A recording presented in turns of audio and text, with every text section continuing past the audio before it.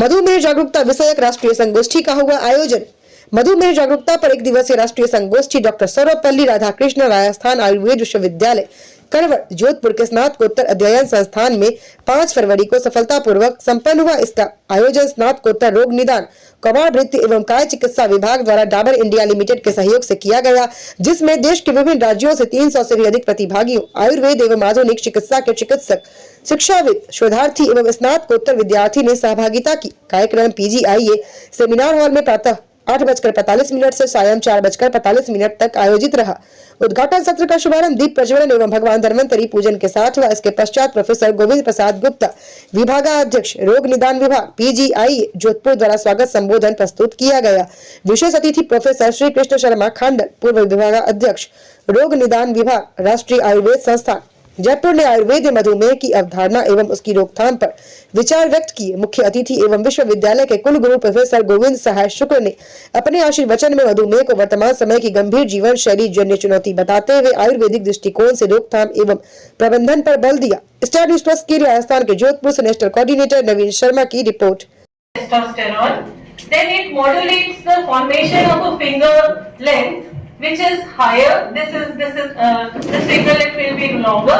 Normally in males it is longer, but in females if it is longer than the second digit, then it actually predicts a risk.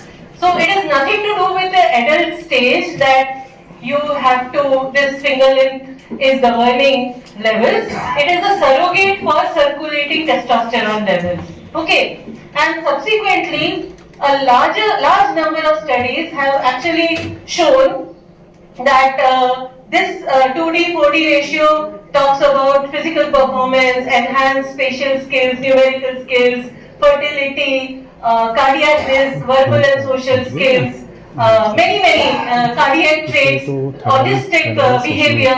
Lots of things are now getting predicted. There are certain things which are definitively populations play a role and other kinds of confounders are there.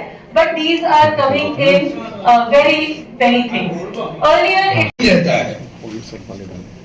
प्रायः लोग अपने भोजन का या विहार का, आहार का, मानसिक अवस्थाओं का, स्ट्रेस का, एंजाइटी का शिकार होते हैं, लेकिन फिर भी वो रोगग्रस्त नहीं होते। तो उनका कारण क्या है कि उनके शरीर में कुछ प्रोटेक्टिव शील्ड हैं, जिनके कारण से वो विकार या तो होते ही नहीं है, अगर होते हैं तो वो बहुत चिरकाल में होते हैं, बहुत कम लक्षणों वाले होते हैं, या फिर वो बहुत माइल्ड होते हैं, डाइल्यूट होते हैं। तो उनके लिए आचार्य एक सूत्र दे रहे हैं ये प्रमेय रोग में। इस सूत्र का प्रमेय रोग में देने का कारण क्या है?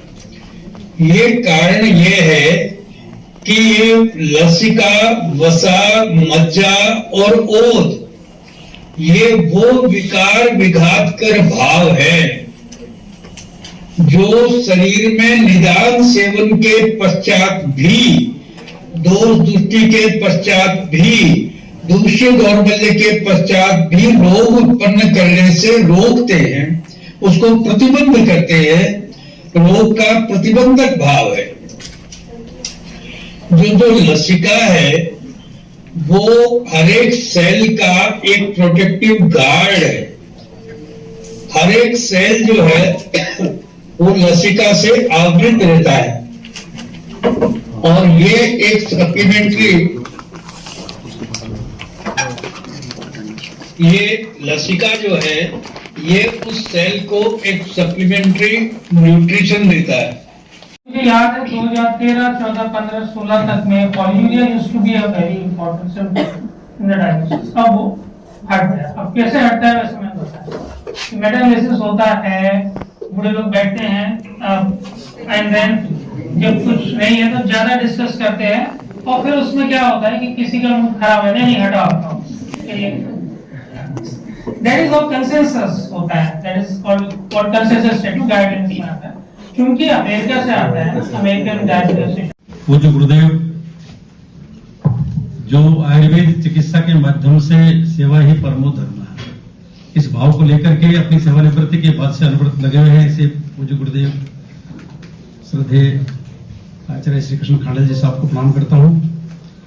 साथ ही मेरे साथ मंच पर विराजमान पीजीआई के प्रिंसिपल प्रोफेसर चंदन जी, इस कार्यक्रम के सूत्रधार प्रोफेसर गोविंद गुप्ता जी, प्रोफेसर हरीश सिंघल जी, प्रोफेसर ब्रह्मानंद शर्मा जी, हमारे और विश्वविद्यालय के सभी अधिकारी,